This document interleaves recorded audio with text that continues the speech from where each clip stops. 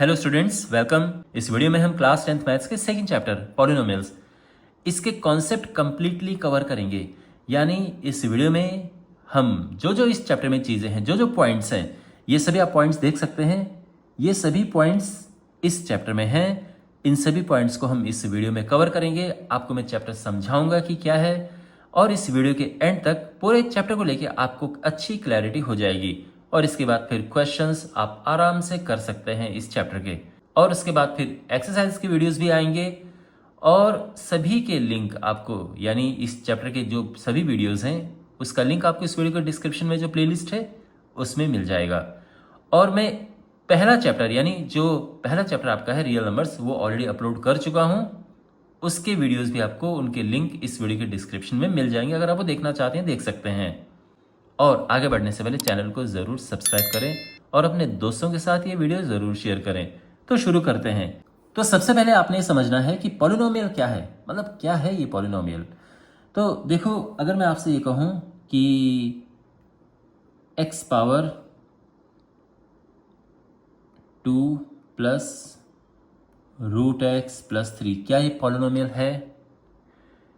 तो इसके अलावा x plus 6 is equal to 2, क्या ये पॉलिनोमियल है? यही मैं आपको अभी शुरू में बताऊंगा कि इनमें से कौन सा पॉलिनोमियल है, कौन सा नहीं है, क्यों नहीं है। ओके, देखो, पहली बात तो ये कि दोनों ही पॉलिनोमियल नहीं है। अभी हम आते हैं इस पे कि ऐसा क्यों है। सबसे पहली बात, हमारे पास दो चीजें हैं। एक होता है वेरिएबल और दूसरे कॉन्स्टेंट्स। वेरिएबल्स होते हैं जिनकी वैल्यूज चेंज होती रहती हैं। वेरी का मतलब होता है वेरी करना, यानी चेंज होना। जैसे x है, y है, z है, ये सारे वेरिएबल्स होते हैं। ओके, कभी कभार हम s, t इनको भी वेरिएबल ले लेते हैं। कॉन्स्टेंट्स जिनकी वैल्यूज फिक्स होती है, जैसे 2 है, जैसे 3 है, ये कांस्टेंट होते हैं। जैसे 1/4 है, ये कांस्टेंट है क्योंकि इनकी वैल्यू कांस्टेंट होती है, फिक्स होती है ना। 2, जो 2 अभी है वो हमेशा रहेगा। अब जैसे x है, किसी क्वेश्चन में x 5 होता है, किसी क्वेश्चन में 15 होता है, तो वेरी करता है ना x की वैल्यू, इसलिए इनको वेरिएबल्स कहते हैं। तो यहां पर ये वेरिएबल्स और कांस्टेंट में आपको डिफरेंस समझ आ गया।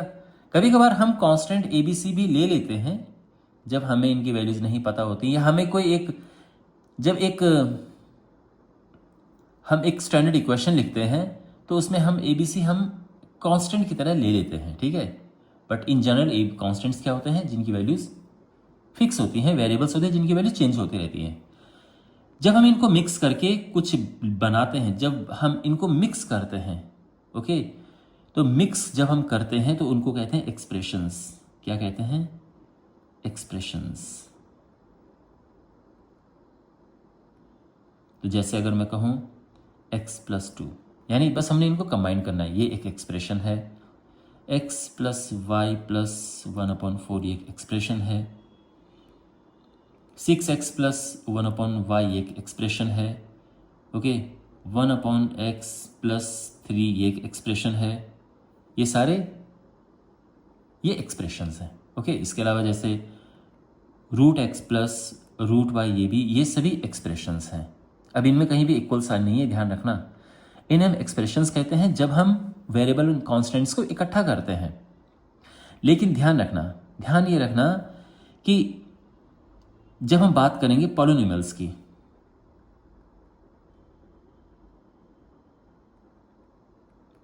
जब हम बात करेंगे तो पॉलिनोमियल्स क्या होते हैं? पॉलिनोमियल्स भी एक्सप्रेशंस ही होते हैं,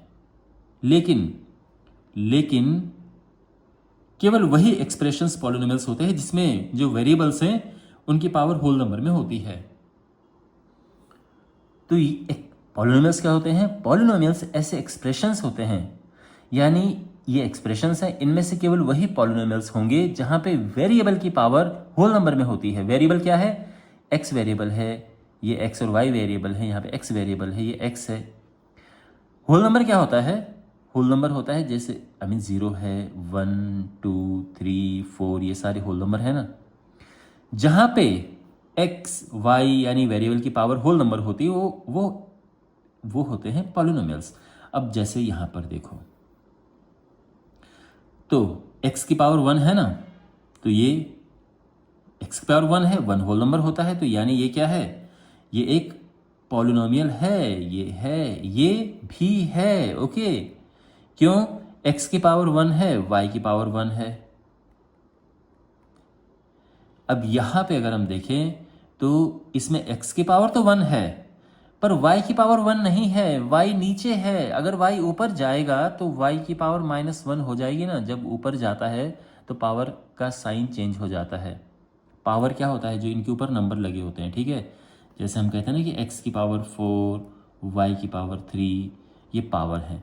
तो इसकी पावर क्या है, तो इसकी पावर, अभी तो आप कह रहे होंगे देखो जब कुछ नहीं होता है तो पावर 1 होती है, तो ये पावर 1 है, ये 1 है। अगर मैं यहाँ पे 2 लिख दूँ तो ये पावर 2 हो जाएगी, ठीक है।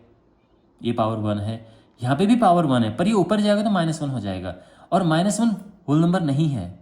इसका क्या मतलब हुआ कि ये पॉलिनोमियल नहीं है, एक्सप्रेशन है। एक्सप्रेशन सारे होते हैं, बट ये पॉलिनोमियल नहीं है। इसी तरह से ये नहीं है पॉलिनोमियल, बिकॉज x इसमें नीचे है, डिनोमिनेटर में। अगर ये ऊपर जाता है तो x की पावर -1 हो जाएगी, और -1 होने से इसकी पावर क्या है, होल नंबर नहीं रहेगी। तो ये क्या है, पॉलिनोमियल नहीं है। इसके अलावा ये भी पॉलिनोमियल नहीं है, क्योंकि x की पावर यहाँ पे हाफ है, रूट का मतलब हाफ पावर होती है। तो ये भी नहीं है। Okay, polynomial. अब आप समझ गए पॉलिनोमियल। अब ध्यान रखना, हमारे पास है कोई पॉलिनोमियल x+2, या इनफैक्ट कोई एक्सप्रेशन भी ले सकते हैं हम। मान लो कि हमने ले लिया x+x/2 + 2। अगर मैंने इसके आगे 0 लगा दिया तो अब ये बन जाती हैं इक्वेशंस। क्या बन जाती हैं ये, इक्वेशंस। तो ध्यान रखना, इक्वेशन में इक्वल टू समथिंग होता है, ठीक है। कोई जरूरी नहीं 0 हो सकता है यहाँ पे 4 हो सकता है यहाँ पे x हो। ये इक्वेशन होती है। एनीवे, फिलहाल बात हम पॉलिनोमियल की करेंगे।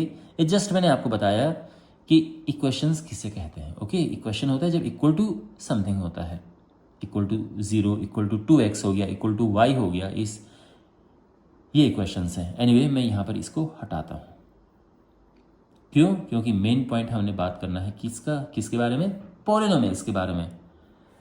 अब हम बात करते हैं डिफरेंट टाइप्स ऑफ पॉलिनोमियल्स। तो देखो, सबसे पहले तो हमारे पास है, ये आप समझ लो कि जैसे मैंने लिखा है x+2, तो इसमें जो ये है इसको हम टर्म कहते हैं। तो ये एक टर्म है, ये एक टर्म है, इनको क्या कहेंगे हम, टर्म्स कहेंगे। इसमें कितनी टर्म्स आपको दिख रही हैं, 2 टर्म्स दिख रही हैं ना। कितनी टर्म्स है इसमें, ये 2 टर्म्स हैं। तो 2 टर्म्स है, तो इसको क्या कहते हैं हम, बाइनोमियल्स।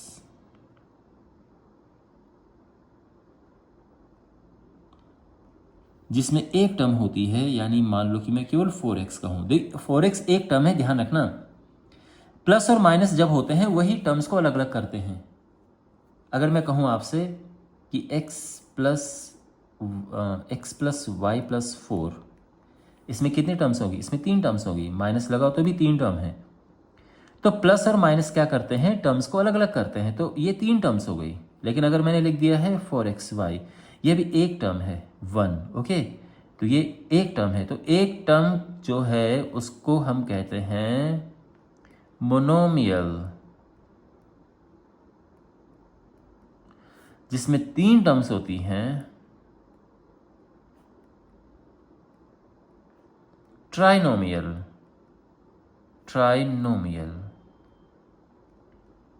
ओके, तो आप समझ गए होंगे, ये 1 टर्म है, ये भी मोनोमियल है।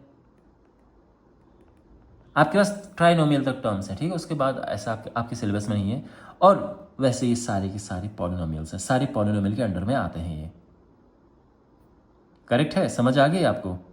अच्छा, और एक और बात है, आप यहाँ पर ये मत समझना कि भाई 1/4 तो अपॉन में है, ये पॉलिनोमियल कैसे हो गया। देखो, मैंने कहा है आपको कि पावर वेरिएबल की होल नंबर होनी चाहिए। जो कांस्टेंट नंबर वगैरह हैं इनसे फ़र्क नहीं पड़ता है। अगर मैं कहूँ कि x+√6 ये क्या है, तो ये भी पॉलिनोमियल है। भाई 6 की पावर कुछ भी हो, इससे फ़र्क नहीं पड़ता है, x की पावर होल नंबर होनी चाहिए बस। अच्छा, ये हो गया मोनोमियल, बाइनोमियल, ट्राइनोमियल भी आपको समझ आ गया। अब बात करते हैं डिग्री ऑफ अ पॉलिनोमियल।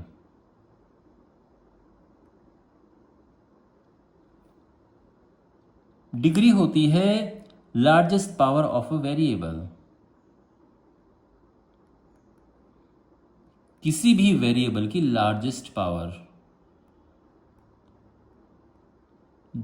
तो जैसे मान लो सबसे बड़ी पावर, ओके, जैसे अगर मैं कहूँ x की पावर 2, y की पावर 3 प्लस 4, इसकी डिग्री क्या है? इसकी डिग्री 3 है। क्यों? क्योंकि वेरिएबल में सबसे बड़ी पावर ये है। अगर मैं कहूँ x की पावर 4 प्लस y प्लस 3 की पावर 6, तो इसकी डिग्री क्या है? इसकी डिग्री 4 है माय फ्रेंड। ये कांस्टेंट है, इससे फ़र्क नहीं पड़ता है कि यहाँ पे कुछ भी पावर हो, ओके। वेरिएबल ये है, आपको केवल वेरिएबल की पावर देखनी है, तो इसकी डिग्री 4 हो गई। अच्छा, x प्लस 4, इसकी डिग्री क्या है? इसकी डिग्री 1 है। क्यों? वेरिएबल की पावर 1 है यहाँ पे, ओके। तो सबसे बड़ी पावर देखते हैं यहाँ पे, जैसे 2 और 3 है तो बड़ी पावर तो 3 है, तो हमने वो देखा। ये भी समझ आ गया होगा आपको कि इसमें देखो कुछ लिखा नहीं है ना, तो पावर 1 है, तो 1 पावर है, तो ये क्या हो गया? ये डिग्री इसकी 1 हो गई है। कभी कभार केवल ध्यान रखना, ये मैं क्या बता रहा हूँ आपको, कभी कभार केवल आपके पास ये नंबर होता है, इसकी डिग्री क्या हो गई? इसमें x कोई वेरिएबल तो है नहीं ना इसमें, तो वेरिएबल ही नहीं है इसमें, तो इसको हम क्या कहेंगे? इसकी डिग्री होगी 0। ध्यान रखना, इसकी डिग्री 0 है। और मैं आपको बहुत इंपॉर्टेंट बात बता रहा हूं, 0 की डिग्री क्या होगी? 0 की डिग्री क्या होती है? तो 0 की डिग्री होती है नॉट डिफाइंड। याद रखना, ये बहुत इंपॉर्टेंट क्वेश्चन है।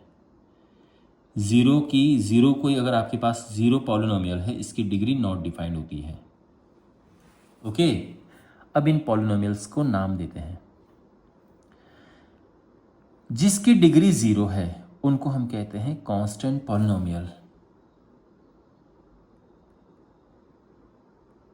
Constant polynomials. जिसकी डिग्री 1 है उसको हम कहते हैं लीनियर पॉलिनोमियल्स। जिसकी डिग्री 1 है, ध्यान रखना, जिनकी 1 है, ओके। यहां पर मैं एक और एग्जांपल दे सकता हूं, जैसे x प्लस वाई प्लस 2, इसकी भी डिग्री 1 है। जहां पे डिग्री 1 होगी तो वो लीनियर पॉलिनोमियल होंगी। डिग्री 1 यानी वेरिएबल की पावर 1 होनी चाहिए सबसे बड़ी। तो इस तरह से अब हमारे पास है, देखो 4 पावर नहीं है, ठीक है ना। ये आपके सिलेबस में, एक काम करते हैं, इसको थोड़ा चेंज कर दो, ये मैं पावर बना देता हूँ 2, ताकि थोड़ा मैं ये लिख सकूँ। तो इसकी डिग्री 2 है। जिसकी डिग्री 2 होती है उसको हम कहते हैं quadratic polynomials. Quadratic polynomials, okay.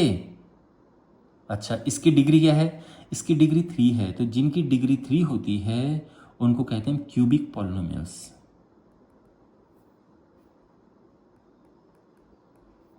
और 0, जहां पे 0 है उसका नाम है जीरो पॉलिनोमियल।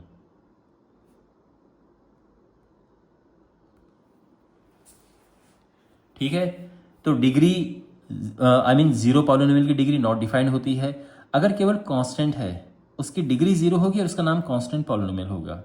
यहाँ पे 4 हो सकता था, यहाँ पे यहाँ पे 2/3 हो सकता था, इस तरह से, ओके। अगर हमारे पास सिंगल पावर है वेरिएबल की, एक पावर है 1, ओके, तो उसकी डिग्री तो 1 ही होगी क्योंकि पावर ही 1 है, और उसका नाम है लीनियर पॉलिनोमियल।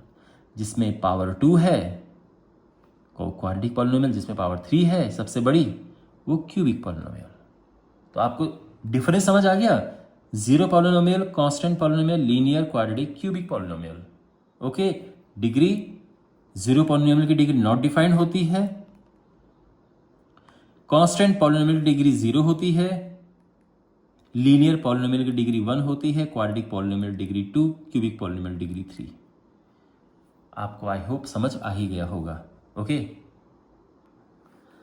तो अब देखो, जब भी हमें कोई पॉलिनोमियल लिखना होता है तो उसको लिखने का क्या तरीका होता है? देखो,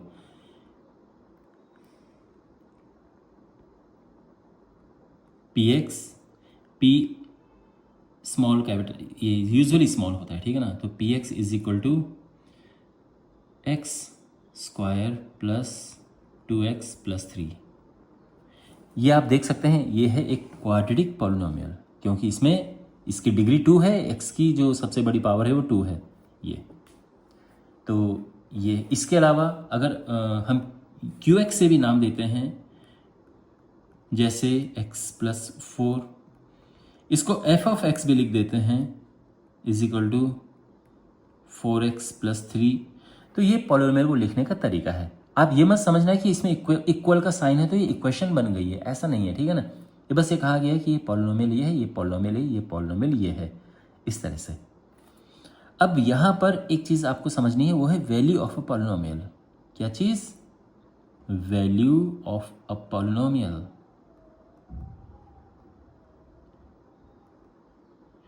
एट सम पॉइंट, तो हमेशा जो वैल्यू ऑफ पॉलिनोमियल होती है एट किसी पे होती है। तो जैसे यहाँ पर हमारे पास वेरिएबल क्या है? एक्स है। देखो ये बात ध्यान रखना, अगर मान लो वेरिएबल चेंज हो गया तो उसको हम यहाँ पे मेंशन कर देते हैं, ठीक है ना। मान लो कि हमारे पास है 6y प्लस 4, तो ये हो गया है। कभी कभार ये होता है कि दो दो वेरिएबल होते हैं, जैसे यहाँ पर x प्लस 6y है, तो कैसे लिखें इसको? तो इसको हम लिख देते हैं x कॉमा वाई, यानी यहाँ पर x और y दोनों हैं, ठीक है।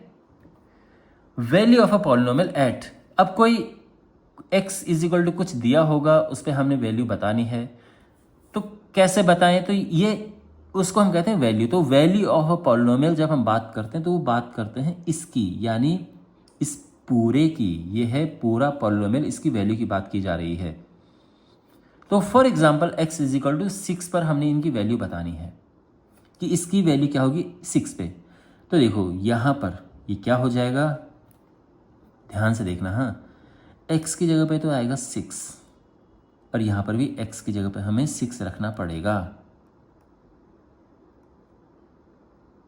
समझे ना आप। 3 x की जगह पे 6 रखा हमने, यहाँ पर 6 लिखा है, इसका ये मतलब है, मैं इसको यहाँ से हटा रहा हूँ,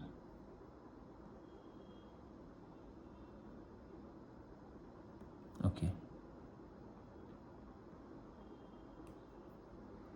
इसको हम सॉल्व करेंगे तो ये हो जाएगा 36 प्लस 12 प्लस 3, और ये आ जाएगा 48 51। तो इस पॉलिनोमियल की value x is equal to 6 पे 51 है। 0 पे क्या है, यानी जब x 0 है तो हम यहाँ पे 0 मेंशन कर देंगे, है ना। मीन्स अगर पूछा हो कि at x is equal to 0 क्या है, तो x की जगह पे 0 लिख दो। यहाँ पर आएगा 0 की पावर 2 प्लस 2 इंटू 0 प्लस 3, तो ये 0 हुआ, ये भी 0 हुआ, और ये 3 आ गया। तो इस पॉलिनोमियल की वैल्यू 3 है। तो जब हम बात करते हैं वैल्यू ऑफ अ पॉलिनोमियल, वो पूरे पॉलिनोमियल की वैल्यू होती है कि क्या आंसर उसका आ रहा है, क्या आ रहा है सॉल्व करके। जैसे यहाँ पर है, अगर हमने बताना है कि x इज इक्वल टू 4 पे क्या वैल्यू है इस पॉलिनोमियल की, तो हमने ये लिखना है, और x की जगह पे 4 लिख देना है, और ये हो जाएगा 8। क्लियर है। इसी तरह से यहाँ पर मान लो कि हमने -2 पे फाइंड करना है, ओके ना। मान लो हमारे पास है ये पॉलिनोमियल है एक, और ये कहा गया है कि -2 पे वैल्यू फाइंड करो, तो हम x की जगह पे -2 रख देंगे, -8 हो जाएगा प्लस 3, और ये आ जाएगा -5। इस तरह से ये वैल्यू हम निकालते हैं, ओके। अच्छा, और यहाँ पे अगर हम, यहाँ पे भी सेम ही है, आप समझ गए होंगे। इसकी बात करते हैं, चलो जो ये है, यहाँ पे आपके पास आ सकता है कि हमने वैल्यू फाइंड करनी है at x is equal to 2 y is equal to -1, तो क्या होगा, तो x2 y -1। तो देखो ध्यान से देखो, x की जगह पे 2 लिखना है, कॉमा लगाना है, और y की जगह पे -1 लिखना है, और वो हमने यहाँ भी पुट कर देना है।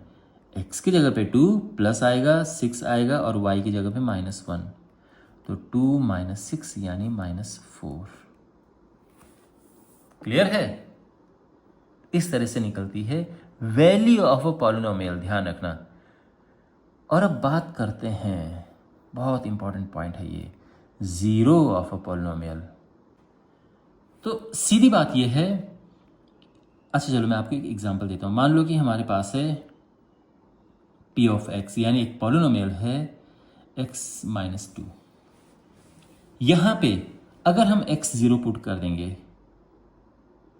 सॉरी, अगर हम x2 पुट कर देंगे, x2 पुट कर देंगे तो क्या होगा? तो x के जगह पे हमने 2 पुट किया, 2 माइनस 2 आया ना, क्या आएगा? 0। ये 0 क्या आया है बताओ? ये वैल्यू ऑफ दिस पॉलिनोमियल 0 है, जो हम पीछे कर रहे थे, वैल्यू ऑफ अ पॉलिनोमियल, वही। तो इस पॉलिनोमियल की वैल्यू 0 आ चुकी है, किस पे? 2 पे। जब हमने x2 रखा तो हम क्या कह सकते हैं? तो बिकॉज ये 0 है तो हम कह सकते हैं therefore x is equal to 2 is a 0 of this px, यानी ये जो पॉलिनोमियल है इसका एक 0 है। तो बेसिकली 0 ऑफ अ पॉलिनोमियल वो वैल्यू होती है वेरिएबल की जिसमें पूरी पॉलिनोमियल की वैल्यू 0 आ जाती है ना। यानी कहने का ये मतलब है, फॉर एग्जांपल हमारे पास है qy is equal to y² minus 9। अब अगर मैं आपसे ये कहूं कि 3 पे वैल्यू निकालो, तो 3 पे क्या होगी? तो ये होगा 3² माइनस 9, 9 माइनस 9 हुआ ना 0। तो यानी y is equal to 3 is a 0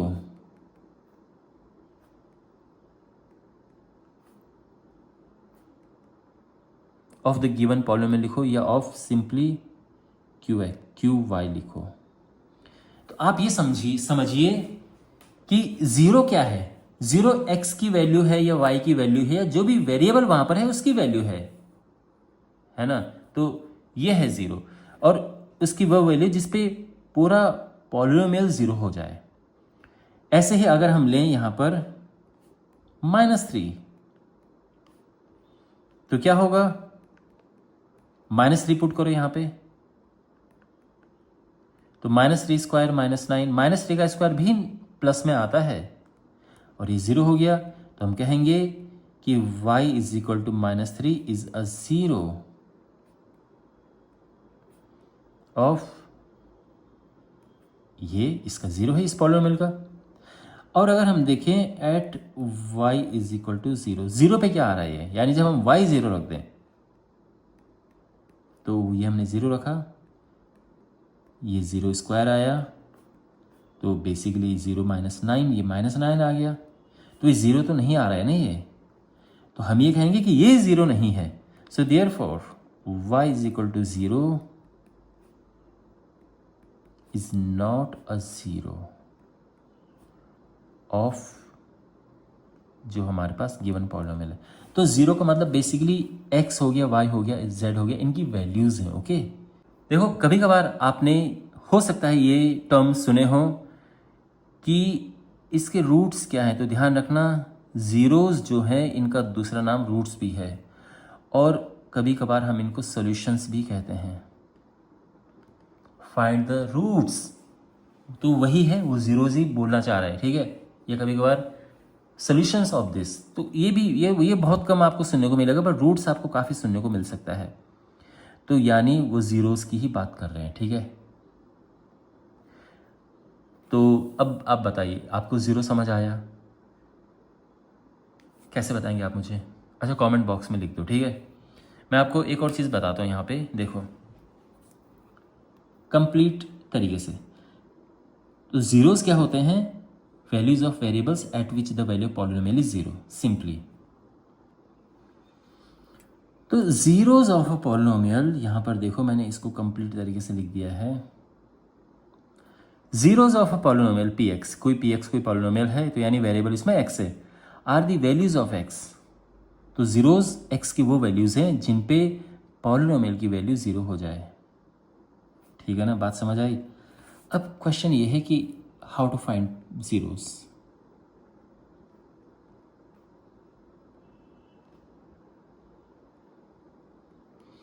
तो बहुत ही सिंपल है, ज़ीरोज़ फाइंड करना बड़ा आसान है। मान लो कि क्वेश्चन ये है कि p x is equal to x minus four और हमने ज़ीरोज़ फाइंड करने हैं, है ना, फाइंड ज़ीरोज़। वैसे तो आप समझ ही गए होंगे भाई एक्स की किस वैल्यू के लिए ये ज़ीरो हो जाएगा, यानी पूरा ज़ीरो हो जाएगा। तो साफ दिख रहा है ना कि एक्स फोर अगर हम रख देंगे तो ये पूरी चीज़ ज़ीरो हो जाएगी। तो यानी इसका ज़ीरो क्या हो गया, इस पॉलिनोमियल का ज़ीरो फोर।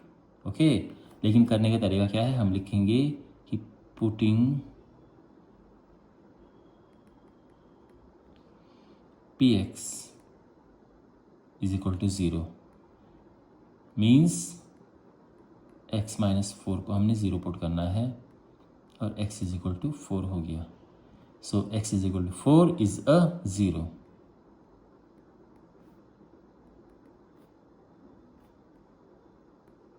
है ना, तो यह सिंपली हम कहेंगे कि zero of this polynomial is, देखो, zero of the polynomial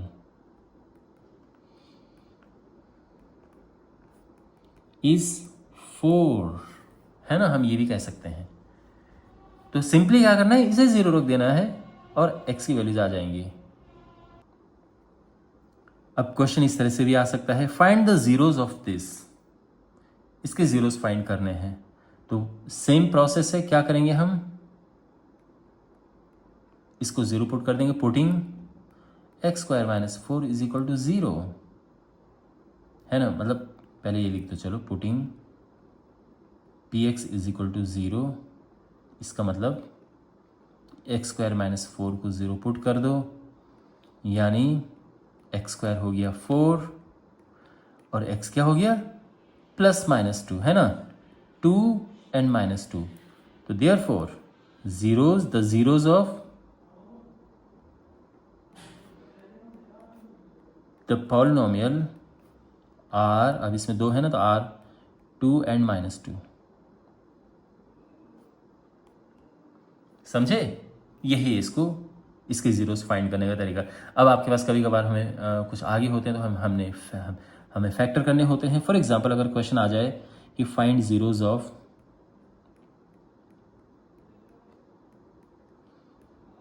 x square, चलो, X square minus two x minus three, चलो एक काम करते हैं, इसको थ्री कर देते हैं, इसको टू कर देते हैं, थोड़ा आसान हो जाएगा। इसके ज़ीरोज़ फाइंड करना है। ध्यान रखना, हमने अभी यहाँ पर कोई पी एक्स नहीं लिखा है, बस केवल ये लिखा है इसके ज़ीरोज़ फाइंड करो। तो पी एक्स लेट कर लो, लेट पी एक्स, जहाँ पे पी एक्स ऐसा गिवन नहीं होता है ना, तो ऐसे लेट करके इसको इस तरह से लिख दिया करो। और फिर वही प्रक्रिया, same process, putting P x is equal to zero, यानी X square minus three X plus two is equal to zero. समझे ना, ये सिंपल सेम प्रोसेस। यहाँ पे हमने फैक्टर्स करने हैं, तो टू कैसे फैक्टर करो, जिसको प्लस करके थ्री आए तो two into two, two into one होता है, तो इसी वजह से ये इस तरह से हो गया। वन ऐसे लिखते नहीं है। अब ये इन दोनों में से x कॉमन है। आई होप आपको मिडिल टर्म स्प्लिटिंग आती होगी, आपको अगर नहीं आती है तो आपको आना चाहिए। Okay, it's very important. तो इस तरह से ये हो जाएगा और अब एक एक करके इनको ज़ीरो पुट करते हैं। तो अगर हम x माइनस टू को ज़ीरो पुट करें तो x हो जाएगा two, and x minus one को ज़ीरो पुट करें तो x हो जाएगा वन। तो देयरफॉर जो इसके ज़ीरोज़ हैं वो क्या है, वन एंड टू, या फिर सिंपली वन कॉमा टू ऐसे भी लिख सकते हैं। क्लियर है, इस तरह से हम ज़ीरोज़ फाइंड करते हैं। अब इसमें एक और आपके पास टॉपिक है कि ग्राफिकली अगर हमें देखना हो कि कितने ज़ीरोज़ हैं और क्या क्या ज़ीरोज़ हैं, तो कैसे पता करें। तो फॉर एग्ज़ाम्पल हमारे पास ये है, ये एक ग्राफ पेपर है हमारे पास, और ये जैसे होता ही है 1 2 3 4 -4, ये सब ठीक है ना।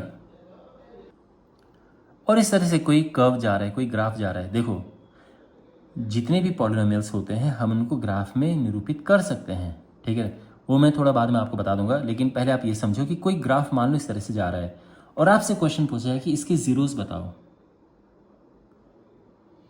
कि ज़ीरोज़ कौन कौन से हैं और कितने हैं। तो सीधी बात यह है, ज़ीरोज़ क्या होते हैं, होती एक्स की वैल्यूज़ हैं, लेकिन उस पर वाई ज़ीरो होना चाहिए। वाई का मतलब ही क्या है, ये जो पी एक्स हम लिखते हैं ना, वो एक तरह से वाई है, ध्यान रखना। तो ग्राफ पेपर में एक तो एक्स है, आप खुद सोचो, यहाँ पर एक तो एक्स है, एक्स की वैल्यू है, और एक पूरे पॉलिनोमियल की वैल्यू होती है। आप कहीं पे भी देखोगे एक एक्स की वैल्यू है और एक पूरे पॉलिनोमियल की वैल्यू होती है। तो ऐसे ही यहाँ पर है, एक्स एक्सिस में केवल एक्स की वैल्यू है और वाई एक्सिस में पूरे पॉलिनोमियल की वैल्यू होती है। ओके, तो ज़ीरोस क्या है यहाँ पे, तो ये हमारे पास ग्राफ है, इसके हिसाब से देखते हैं। तो y कहाँ कहाँ पे ज़ीरो हो रहा है, तो आपको ये पता होना चाहिए कि जहाँ जहाँ पे x एक्सिस होता है यहाँ पे y ज़ीरो होता है हमेशा, जो x एक्सिस होता है। तो y यहाँ पर ज़ीरो है, y यहाँ पर ज़ीरो है, y यहाँ पर ज़ीरो है। तो x कहाँ कहाँ पे, x -3, 2 एंड 5, इन पे y ज़ीरो है। तो ये बेसिकली हो गए क्या, ज़ीरोज़। तो zeros of this polynomial 3 zeros हैं, और कौन कौन से ज़ीरोज़ हैं ये भी पता चल चुके हैं। देखो, इससे फ़र्क नहीं पड़ता है कि ये कहाँ पे कट रहा है, ठीक है ना। तो ये मत सोचना, इसको मत देखना, बस केवल यहाँ पे देखते हैं कि एक्स एक्सिस को कहाँ कहाँ पे काट रहे हैं ये। इसी तरह से अगर हमारे पास एक दूसरा ग्राफ है जो इस तरह से जा रहा है,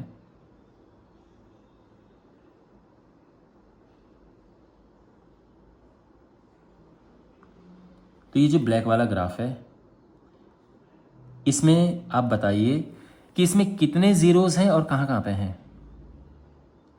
तो इसमें टोटल, फिर से आप देखोगे तो टोटल 3 ज़ीरोज़ हैं, है ना। कौन कौन से, एक -2 है, एक 0 है और एक 4 है। क्यों, क्योंकि यहाँ पर यहाँ पे ये एक्स एक्सिस को कट कर रहा है, तो जहाँ जहाँ एक्स एक्सिस को कट करता है वो ज़ीरो में काउंट हो जाता है, ठीक है ना। तो ब्लैक वाले ग्राफ में 3 ज़ीरोज़ है और वो ये है। एक और ग्राफ बनाते हैं, एक रेड वाला ग्राफ। तो कभी कभार इसमें स्टूडेंट्स कंफ्यूज होते हैं, इसलिए मैं ये बना रहा हूँ। ये 4 से ये गया और ये इस तरह से हो गया, ये यहाँ पे टच करते हुए जा रहे हैं, ध्यान रखना। ओके, ये तो जो रेड वाला ग्राफ है, अब इसमें बताओ। तो यहाँ पे ये ध्यान रखना कि लाइन को कटे या टच करे, बात एक ही है। ओके, तो अभी आपने यही देखना कितने बारी टच कर रहा है या काट रहा है। तो एक तो यहाँ पर और एक यहाँ पर, तो इसमें 2 ज़ीरोज़ हैं, 2 ज़ीरोज़ हैं। कौन कौन से हैं, एक -4 है और एक 1 है, -4 है और 1 है, ये 2 ज़ीरोज़ हैं इसकी, ठीक है, इस वाले ग्राफ की। तो वैसे ये जितने ग्राफ हैं एक तरह से पॉलिनोमियल होते हैं। अच्छा, अगर इस तरह का कोई ग्राफ है, बताओ इसके कितने ज़ीरोज़ हैं। तो क्योंकि ये ग्राफ कहीं भी एक्स एक्सिस को टच नहीं कर रहा है, तो इसका कोई ज़ीरो नहीं है। ओके, तो ये आपको समझ आ गया। अब इसमें जो आपके सिलेबस में है एक और टॉपिक है, और वो है कि relation between zeros and the coefficients. Relation between zeros and coefficient of a polynomial, और ये स्पेशली है क्वाड्रेटिक पॉलिनोमियल्स के लिए। देखो, क्वाड्रेटिक पॉलिनोमियल क्या होता है, कोई भी पॉलिनोमियल अगर इस फॉर्म में हो, a² plus bx plus c, इसे हम कहते हैं क्वाड्रेटिक पॉलिनोमियल। यहाँ पर ध्यान रखना कि a ज़ीरो नहीं होना चाहिए, क्योंकि अगर a ज़ीरो हो गया तो फिर ये चीज़ ज़ीरो हो जाएगी, तो एक क्वाड्रेटिक पॉलिनोमियल रहेगा नहीं। इसलिए आप अक्सर ये देखते होंगे कि इनके साथ में ये लिखा होता है। तो ये कहने का ये मतलब है कि इसमें x² है। ओके, ये सिचुएशन नहीं है, तो इसीलिए आपको ये देखने को मिलेगा। एनीवे, कहने का ये मतलब है कि ये है हमारा क्वाड्रेटिक पॉलिनोमियल। क्वाड्रेटिक पॉलिनोमियल एक ऐसा पॉलिनोमियल होता है जिसकी डिग्री होती है 2, यानी x की सबसे बड़ी पावर आपको 2 मिलेगी। फॉर एग्जाम्पल अगर मैं कहूँ कि एग्जाम्पल्स कौन कौन से हैं, तो एग्जाम्पल के लिए अगर मैं लिखूँ 6x² प्लस 4x+3, ये एक एग्जाम्पल है क्वाड्रेटिक पॉलिनोमियल का। अगर मैं लिखता हूँ x² प्लस 6, ये भी एक एग्जाम्पल है क्वाड्रेटिक पॉलिनोमियल का। अगर यहाँ पर मैं लिखता हूँ ओनली 4x², ये भी एक एग्जाम्पल है क्वाड्रेटिक पॉलिनोमियल का। तो कहने का ये मतलब है कि x² उसमें होना चाहिए, उसके अलावा बाकी x और ये हो या ना हो चल जाएगा। यानी अगर हमारे पास है x² प्लस 4x, ये भी क्वाड्रेटिक पॉलिनोमियल है। लेकिन अगर मैं केवल लिख दूं x प्लस 4, ये फिर क्वाड्रेटिक पॉलिनोमियल नहीं है, क्योंकि इसमें x² नहीं है, इसकी डिग्री 2 होनी चाहिए, यानी x² इसमें होना चाहिए। तो ये तो मैंने आपको एग्जाम्पल दिया कि क्वाड्रेटिक पॉलिनोमियल क्या होते हैं।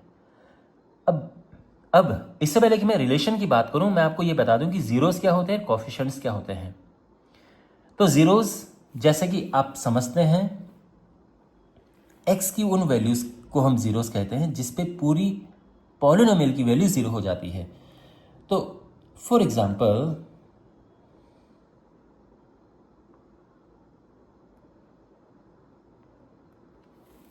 अगर हमारे पास कोई पॉलिनोमियल है x² माइनस 16, तो x की किस किस वैल्यू पे ये पूरा जीरो हो जाएगा। तो यहां पर ये पता करने के लिए हम क्या करते हैं, इसको जीरो रखते हैं। आपको याद है जीरोस कैसे निकालते हैं, मैंने बताया था आपको जीरोस निकालने का तरीका। तो इसके जीरोस क्या होंगे, उसके लिए हम क्या करेंगे कि इसको जीरो पुट करेंगे, पुटिंग px 0, यानी x² माइनस 16 को हम जीरो पुट करेंगे, x² हो जाएगा 16 और इससे x मिल जाएगा प्लस माइनस 4। तो कहने का ये मतलब है इसकी जीरोस हैं 4 एंड -4, ये हैं जीरोस। इसी तरह से अगर हमारे पास है, अब आप यहाँ पे अगर x रखोगे ना 4, तो आप देखोगे कि ये पूरा जीरो हो रहा है, और -4 रखोगे तो भी जीरो हो रहा है। तो यानी 4 एंड -4 इसके जीरोस हो गए हैं, क्योंकि इस पे पूरे पॉलिनोमियल की वैल्यू जीरो आ रही है। इसके अलावा अगर मैं एक दूसरा पॉलिनोमियल लेके आपको दिखाऊं कि x² माइनस 5x प्लस 6, तो इसके जीरोस के लिए क्या करना पड़ेगा, इसे जीरो पुट करना पड़ेगा। फिर इसके होंगे फैक्टराइजेशन होगा, फिर x की वैल्यूज आएंगी, तो x की वैल्यू 2 और 3 आएगी। ओके, आप कर लेना आराम से फैक्टराइजेशन। तो यहाँ पे जो जीरोज आएंगे वो 2 और 3 होंगे।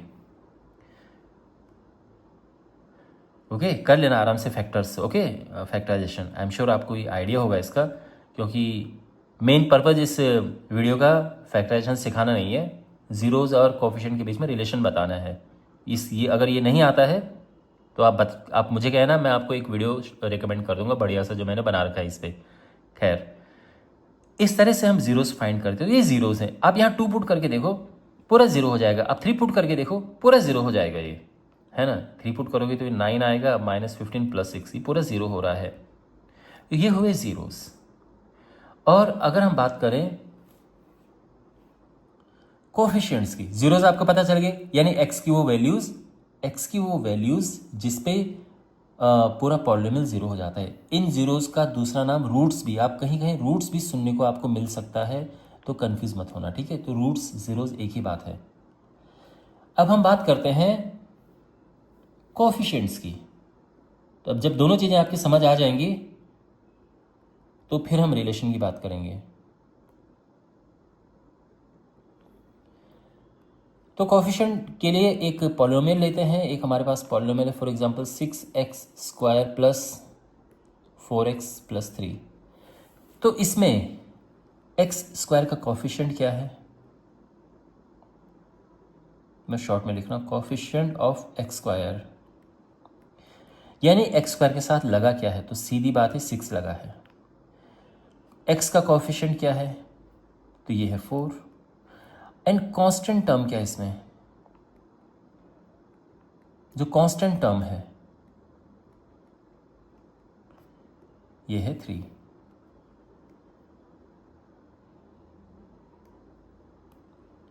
है ना, ये इस तरह से देखा जाता है कोफिशिएंट। अगर बाय द वे हमारे पास है एक्स स्क्वायर प्लस 6, तो अब कोफिशिएंट ऑफ एक्स स्क्वायर क्या होगा? तो देखो एक्स स्क्वायर के साथ कुछ लगा हुआ नहीं है तो कोफिशिएंट फिर 1 माना जाता है। ओके, एक्स का कोफिशिएंट क्या है? तो एक्स तो यहाँ पे है ही नहीं, तो जब है ही नहीं तो 0 होगा कोफिशिएंट। एंड कांस्टेंट टर्म, तो यहाँ पे कांस्टेंट टर्म है 6। तो आई थिंक आपको आइडिया लग गया होगा कोफिशिएंट्स किसे कहते हैं। तो होता यह है कि हमारे पास एक जनरल इक्वेशन होती है, एक स्टैंडर्ड इक्वेशन होती है पॉलिनोमियल की, जो मैंने आपको शुरू में बताई थी, X square plus B X plus C. ठीक है, अगर हम यहां के हिसाब से देखें तो यहां ए बी सी क्या होगा? तो जो एक्स स्क्वायर के साथ वाला है वो होता है ए, बी और इसके एक्स के साथ वाला बी, और कांस्टेंट टर्म ये सी। यहां पे एक्स स्क्वायर के साथ वाला ए, एक्स के साथ वाला बी, एक्स यहां पे है नहीं तो 0, एंड कांस्टेंट टर्म होता है सी। तो ए बी सी कैसे निकालते हैं? ए बी सी क्या होते हैं अब आप समझ गए ना। तो हमने जस्ट कंपैरिजन करना है। ए यहाँ पे 6 है, बी यहाँ पे 4 है, कॉन्स्ट सी यहाँ पे 3 है। ऐसे ए यहाँ पे 1 है, बी यहाँ पे 0 है और सी यहाँ पे 6 है। तो कोफिशिएंट्स क्या होते हैं ये भी आप समझ गए। अब इनके आपस के रिलेशन की बात करते हैं। द रिलेशन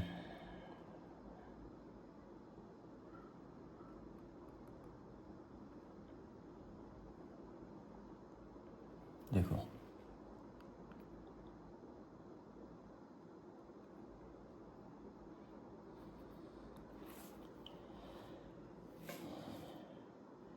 तो मान लीजिए कि रूट्स, अब आप यहां पर एक चीज देखोगे, हमारे पास जो क्वाड्रेटिक पॉलिनोमियल होता है, देखो ये क्वाड्रेटिक पॉलिनोमियल है ना, इसके 2 जीरोस होते हैं। आप देख रहे हैं 2 जीरोस होते हैं, यहां पर भी 2 जीरोस होते हैं। तो क्वाड्रेटिक पॉलिनोमियल में आपको हमेशा 2 जीरोस मिलेंगे, ये बात ध्यान में रखना। ये 2 जीरोस हैं, 2 जीरोस हैं। ओके, तो रिलेशन पहले मैं शॉर्ट में लिख देता हूं, सिंपली है कि अगर जीरोस हैं, 2 जीरोस हैं, तो एक को अल्फा एक को बीटा नाम दे देते हैं। और कोफिशिएंट्स तो आप जानते हैं ए बी सी, जो कोफिशिएंट्स हैं वो आप जानते हैं, एक ए बी और सी जो होते हैं ना, आप जानते हैं ना, एक्स स्क्वायर के साथ वाला ए, बी एक्स के साथ वाला b and constant term c. तो अल्फा प्लस बीटा होता है minus b upon a, and alpha beta ये सी अपॉन ए। सिंपल, ये है रिलेशन। अगर इसको अब थोड़ा डिटेल में लिखना है तो हम ये कहेंगे कि सम ऑफ जीरोस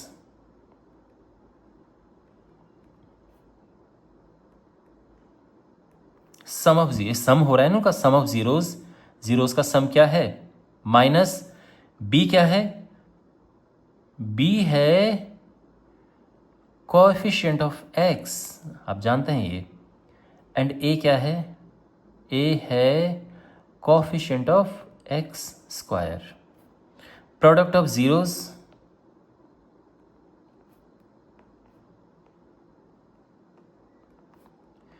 तो ये है अब कांस्टेंट टर्म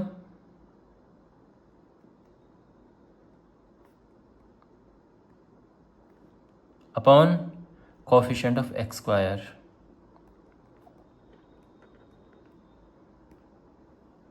ये थोड़ा सा डिटेल्ड तरीका लिखने का, ये है रिलेशन।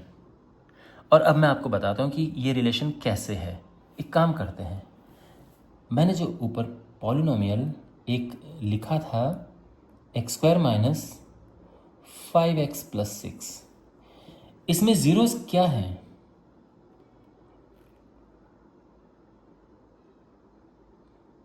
इसमें ज़ीरोज़ क्या हैं तो आप जानते हैं इसके ज़ीरोज़ 2 और 3 हैं। हम इसको ज़ीरो पुट करके फैक्टर्स करके जैसे मैंने बताया था यहाँ पे,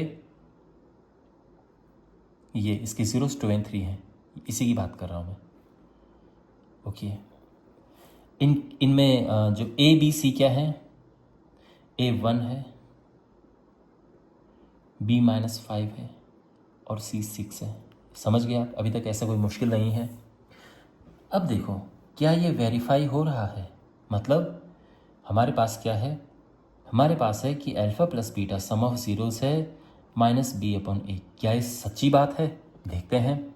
अल्फ़ा प्लस बीटा यानी 2 + 3, अल्फ़ा बीटा ज़ीरोज़ होते हैं, 2 + 3 माइनस, अब यहाँ पे b क्या है -5 और a क्या है 1, इस तरफ क्या हुआ 5 हुआ और माइनस माइनस का प्लस ये भी हुआ 5।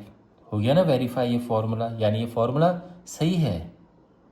ओके, यहीं पे इसको हम दूसरे तरह से लिख सकते हैं। अगर हमें ये लिखना हो, इस तरह से अगर लिखना हो तो हमने क्या करना है, वेरीफाई कि जो सम ऑफ ज़ीरोज़ हैं ये है minus coefficient of x upon coefficient of x²। तो सम ऑफ ज़ीरोज़ यानी 2 और 3, coefficient of x -5, coefficient of x² 1, तो आ गया ना ये भी 5 = 5। आप चाहे ऐसे लिखो या ऐसे लिखो, तो ये इस तरह से, तो ये उनमें एक रिलेशन हमने इस्टेब्लिश कर दिया है, ये रिलेशन है। ओके, अच्छा, अब यहाँ पे एक इम्पॉर्टेंट पॉइंट है कि अगर आपके पास है सम ऑफ ज़ीरोज़, आपके पास अगर सम ऑफ ज़ीरोज़ हैं और आपके पास प्रोडक्ट ऑफ ज़ीरोज़ हैं,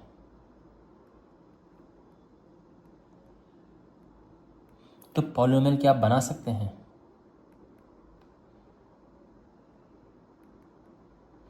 तो पॉलिनोमियल क्या होगा?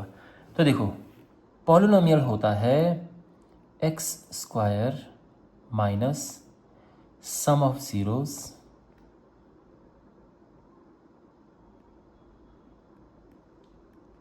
Into x plus product of zeros.